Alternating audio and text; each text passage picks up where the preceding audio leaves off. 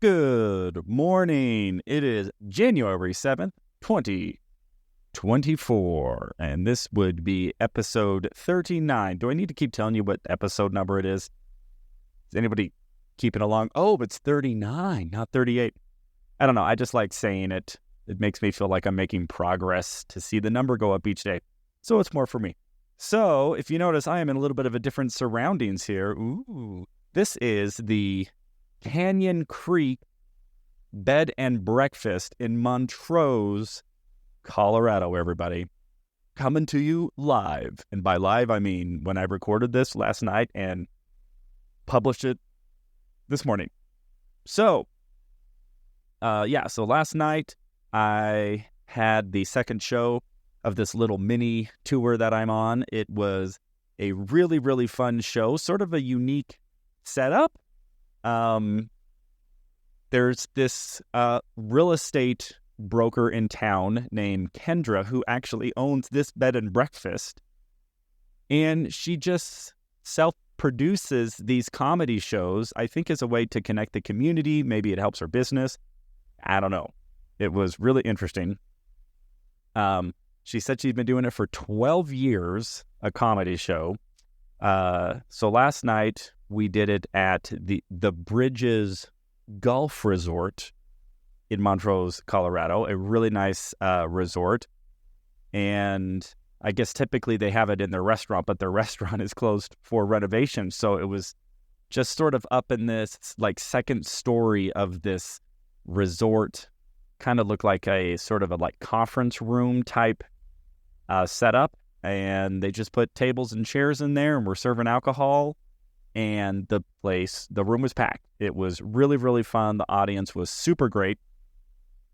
And I'll tell you, these two shows have been really good because I am still sort of reeling emotionally from that New Year's Eve gig. For those of you who have been following along, know that I had probably the worst gig of my professional comedy career. And I've had a lot of bad gigs. But this one was just particularly difficult. And I have been talking a lot about it. I should probably stop talking about it and move on. I will hopefully get to that place. I'm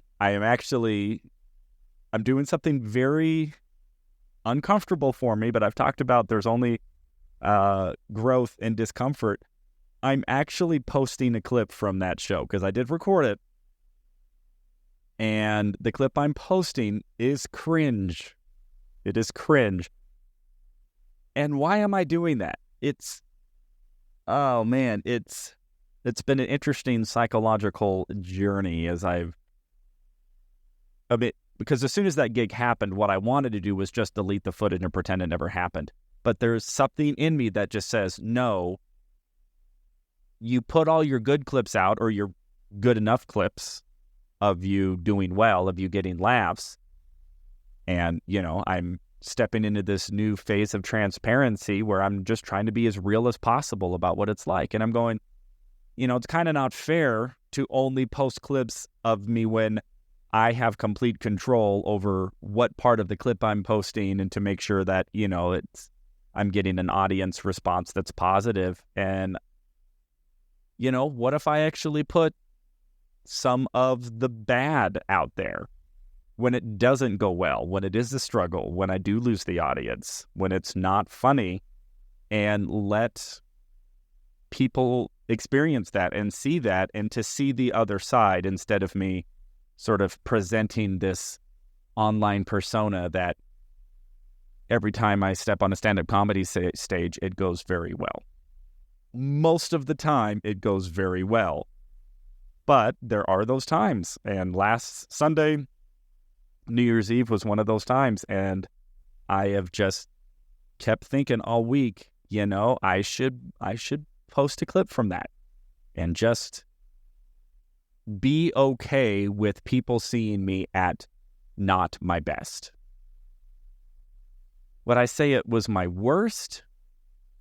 I mean, I've been in worse places in life, emotionally, spiritually, financially.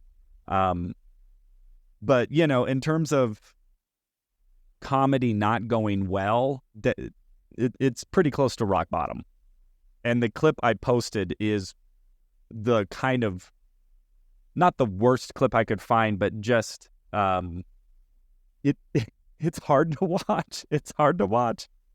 And here I am. I'm going to blast that on the whole internet for the whole internet to see. Don't know why I feel compelled to do that. I felt a lot of, I don't want to say anxiety. I felt some hesitation. I felt some pause. And man, I could really dive deep into the sort of psychological conundrum friction, because there is one element of going for a dream where, be in a flow state, do the things that are coming naturally, follow your bliss, follow your joy. And there's a lot of truth to that. But it's only one side of the story. The other side of the story is there is a tremendous amount of failure, a tremendous amount of heartache, a tremendous amount of frustration, a tremendous amount of self-doubt, a tremendous amount of bad experiences, a tremendous amount of hatred and feedback, negative feedback and trolling and criticism. And there's also genuine mistakes. There's me not showing up the best that I can, me having a bad day, me having an off night, me being unprepared, and all of that is wrapped into this sort of casserole of going for a big dream. Yet I feel like the inclination for me is to only paint the positive side and the happy-go-lucky side and the ambitious side and the go for big things and live your dreams and be fulfilled and follow your heart. And the reality is, it was in my heart to post that video. And I think the reason I hesitated is because my ego is so wrapped up into my persona, this presentation that I am submitting to the world, that, that I crush it all the time, that I am just killing life. And reality is, I'm not all the time. And I'm still struggling to really feel like I've got my comedy worked out. And I mean, even tonight, the set, I was consistently judging myself, every single joke. Not harshly, not in a beat myself up like, oh, that was horrible. But, I would do a joke, and as a comic, instantly if the audience is laughing, especially if they've laughed at other things and you've heard a lot of laughter and then you say another joke and there's not as much laughter. It's almost impossible for me to hear two very different volumes of laughter and then not start judging the jokes and going, uh-oh, that joke didn't give as big a laugh. That joke isn't as good. I guess I got to go rewrite the whole thing. As if in my mind, I'm somehow going to craft a set where every single joke is an 11. I just turned it up to an 11. A little Spinal Tap reference for you. And the best comics out there, I don't think do 11s all the time. They maybe get more 11s than I do. So yeah, there's this self-judgment, this self-doubt that's always going on.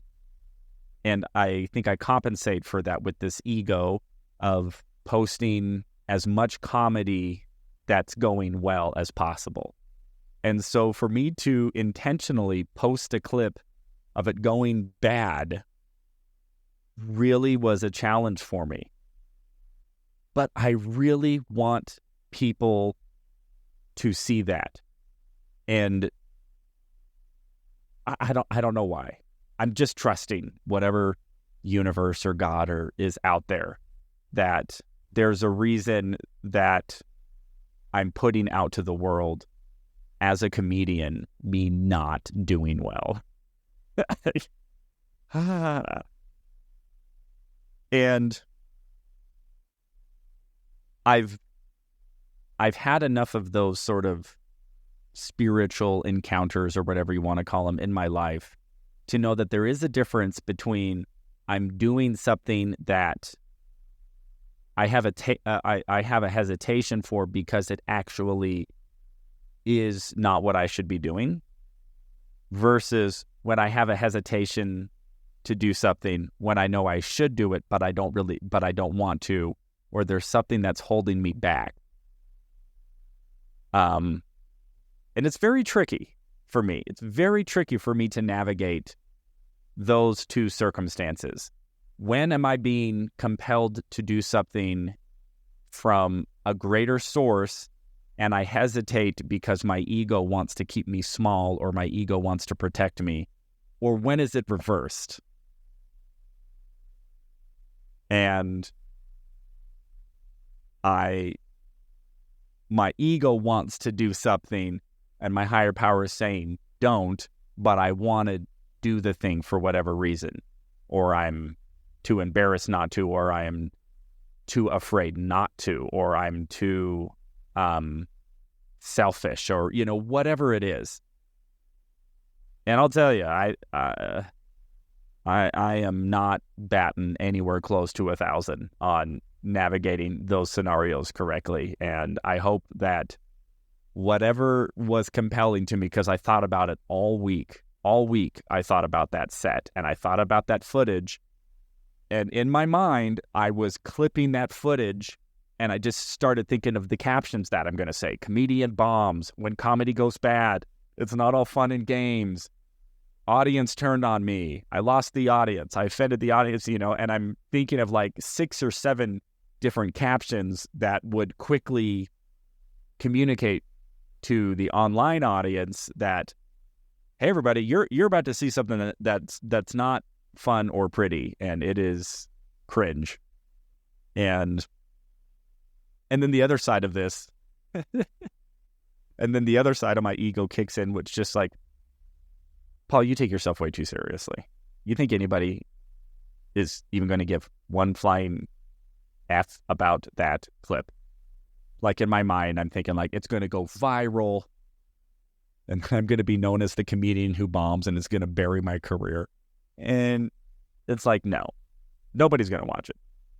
I mean, the same amount of people who watch most of my videos, I mean, I've never really had anything go super, super viral, Most of my TikTok videos get about 300 views. My Instagram reels kind of fluctuate between a couple hundred. Sometimes, every once in a while, one will pop off to a couple thousand. And then my YouTube shorts, so if I'm doing really well, they'll get about 2,000 or 3,000. And then I've had some get 1. I literally have a YouTube short right now that, according to YouTube, has 1 view. I don't know if that's a mistake in reporting, because it's like sandwiched in between like 2 like 1,000 view videos each, but this one in the middle is 1. The algorithm blows my mind. That's a whole other story. The reality is, it's so like narcissistic of me to think that this video, me posting a clip of me doing bad actually means anything in the grand scheme. But for my own little universe, my own little narcissistic world in which, I am the sun and everything revolves around me. It was a big deal. It was a big deal for me to schedule that post to go out. So anybody interested in watching me do bad, that clip will post online here tonight, probably around 4 or 5 p.m. I don't remember when I scheduled it to go out. So I have just been going through that and putting myself in this new emotional state of, be okay with the fact that you had a really bad night of comedy, and be okay with people seeing you, not trying to pretend that I'm crushing it all the time and that life is easy, and just be transparent and be vulnerable and be open to that, subdue that ego a little bit more, experience whatever it is that is going to lead to, whatever the experience is on the other end of me, just being okay sharing that really embarrassing, challenging struggle in my comedy journey. And so we'll see what happens. And on to the next gig, Again, had 2 great gigs this weekend, which sort of got me back into like, oh yeah, I actually am pretty good at this. As a matter of fact, so I was the feature for both of these shows, and the headliner was fantastic. But the booker after the show said, "Hey, I'm gonna let the producer know that." Wait, I switched those roles. The producer of the show came up to me and said, "Hey, I'm gonna let your booker know that you're a headliner." So that made me feel good, because again, I was just doing a feature set. I didn't even really go all out. I didn't really do all of my thing because I didn't want to do like a lot of crowd work and stuff. Usually when you're the feature act, it's sort of a courtesy to minimize your crowd work and to stick more with your material and let the headliner have more freedom to interact with the crowd. And anybody who knows my comedy know I love interacting with the crowd. So I did very little of that. And, but I had a lot of judgment and criticism just about my material and about my jokes. But I really wanted to lean on those and just say, well, I'm not going to use this crutch of going to crowd work, going to improvisation, going to riffing, which is a strength of mine. I'm just going to stick with my material. And again, I was judging it because some, were getting bigger laughs than others. So then I'm judging the material that isn't getting as many laughs. Yet the producer of the show said, hey, I'm going to let your booker know that you did really great and that you should be headlining as well. So there you go. I went from having the worst show of my life to a week later having somebody acknowledge that I am a headlining caliber comedian in this vast world of comedy. So anyway, that is the update for today, January 7th, 2024. I hope you're all doing fantastic. I hope your dreams are going well. As always, feel free to leave comments if you are in a platform that accepts comments. I do post all of these on YouTube. I do also post them on all of the, audio podcasting sites, Apple and Google and Spotify. And so I understand on those platforms, I don't think there's a commenting functionality. But if you want to let me know what you're up to, what your dreams are, what your struggles are, you can go to my YouTube channel. I post all of the long-form videos on my YouTube channel at Paul Green Comedy, and would love to know what you're up to, how your journey is going, what you're learning, what you're experiencing in your dreams, in your journey. So I love you all so much. Thank you for listening. Hope you're doing well. This is January 7th, 2024, episode 39 of the Paul Green Comedy PaulCast, and I will talk to you tomorrow.